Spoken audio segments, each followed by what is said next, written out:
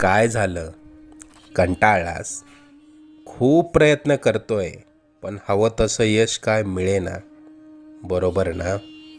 आता ही धावपळ सोडून कुठेतरी लांब निघून जावंसं वाटतंय ना? अजून किती दिवस सोसावं लागणार हेच तुझ्या डोक्यात कायम असतं. त्याच त्याच गोष्टींना पुरता कंटाळून गेलायस तू. मला माहिती आहे, या वेदना आता तुला सहन होत नाहीये. यापुढे अशी समस्या तुला सतावणार नाही. तू आजपर्यंत भरपूर दुःख सहन केलंस. तुझी वाईट वेळ संपून जाईल. त्यानंतर येतील सुखाचे सोन्यासारखे दिवस. बाळा, तू प्रयत्न करत राहा. जिथे तू थांबशील तिथून पुढे तू हाती घेतलेले कार्य आम्ही पूर्णत्वा